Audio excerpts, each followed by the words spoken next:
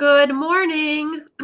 Happy Tuesday. Happy March to you if you are watching live, and if you're watching in the future, good morning to you, or whatever time of day it is, regardless. My name is Andrea Oram. I'm a music teacher, and I love making music feel successful, whether you're teaching it in a public school or wanting to move freelance, which is what I do. I teach homeschoolers and private lessons, and it's a joy. But today we're going to talk about compassion fatigue part 2, how to navigate it. All right. So we talked a little bit about compassion fatigue yesterday, what it is, talked about how we shouldn't feel shame if we feel that sometimes. All right. So if you need to go watch that, that was an encouraging one for lots of people, is what I saw in the comments. So go check that out. You can find it. If you're watching on YouTube, actually, I should let you know we're doing a giveaway once we hit 100 subscribers on YouTube. Woohoo! So go click the subscribe button if you are enjoying what you're learning and being able to watch there. But if you are watching somewhere else, like the New Music Teacher Support and Community, I'm so glad that you are in that group, that you are being able to get some support. And if you are interested in the TMJ Tip Tuesdays, which I usually do on Tuesdays, there is a throwback video coming later today in that group. So you can check that out. But today we're doing part 2 on compassion fatigue, how to navigate it. So this is for my teacher friends, specifically music teachers, but I think probably any teacher could benefit from it. So how to navigate compassion fatigue. I have a couple tips, because these are ways that I have really helped myself be able to navigate compassion fatigue, especially when we hit this part of the school year where it's cold, it's heavy. Everybody is getting spring fever, at least here in Minnesota. And sometimes you just don't feel like you have compassion. You don't have patience anymore. You are kind of calloused or numb to the caregiving or the caring role that you have, right? And how I like to navigate it is a couple different ways. So step 1, I like to make sure that I am taking care of myself well. This looks like a variety of things. Taking care of myself while eating well.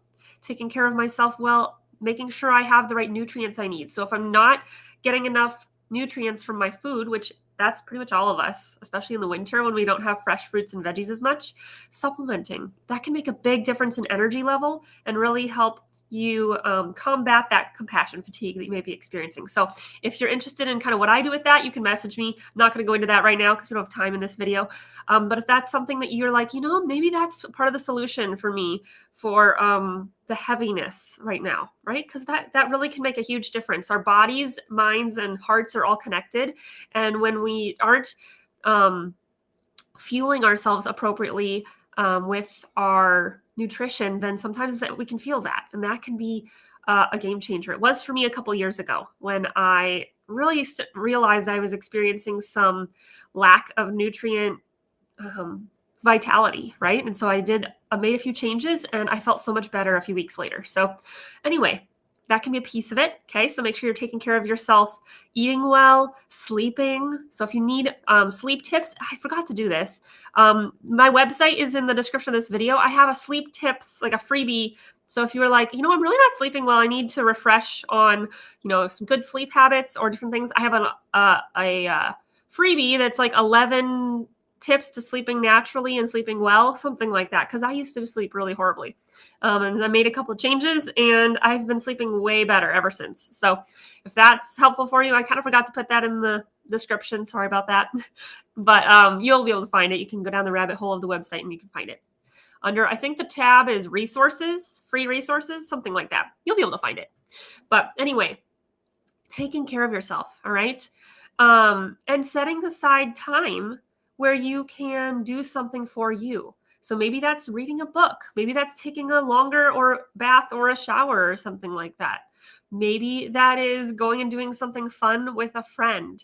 Maybe that is, I don't know what it is for you, right? Because we're all a little bit different, but doing something for yourself. It doesn't have to cost money.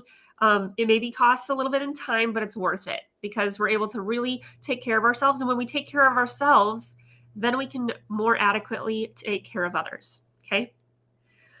The next one is to get off of social media for a while. Take a social media break. So much comparison happens on social media, and there are so many good things that happen on social media. It's all about how you use it, right? It's about how you choose to take in information from there. I have curated or like funneled my social media experience so that it is way better than it used to be. I used to see stuff, and I mean, I don't do a whole lot of scrolling because I have so many groups that I just go into a group and read some posts there if I'm interested. So I don't really scroll a whole lot, um, but I used to just see so many things and it just felt so heavy. And once I made my social media experience a little different, I left a few groups that weren't serving me, mentally. I joined a few groups or created a group where people could find solutions instead of just that heavy venting that happens sometimes in certain teacher groups, if you know what I'm talking about. And I just created a space where that doesn't exist. Yes, we have hard times. Yes, we struggle and we share our problems, but we are focused on the solutions. We're focusing on building each other up, not tearing anybody down. So if you need a space like that and you don't have one, there's a link in the description of this video for the new music teacher support and community space. So come join us. And if you're already there, I'm so glad you're here. You found a great place. And you can comment and you can get to know some people here. It has just been a beautiful, beautiful space to be a part of and to be involved with, helping to curate. And I'm really protective of this space because I don't want it to become a place where there's like that venting, complaining feeling. I want it to be a space where you can, like a safe haven, where you can come and you can be like, oh, even if I'm struggling with something, or even if somebody else is struggling with something, it's just this space where it feels good. Okay. So if you are struggling with social media, curate your social media so it's a better experience, and take regular breaks, because it is really healthy for our mental space to be able to take a few breaks like that. All right. So self-care, make sure you're doing something for yourself and taking good care of yourself so you can take care of others. Take a break from social media. All right. Make sure that you are able to just take a step back sometimes. And then my third tip for navigating compassion fatigue is to keep a smile file. So I talked about this a few weeks ago, but a smile file is just a place.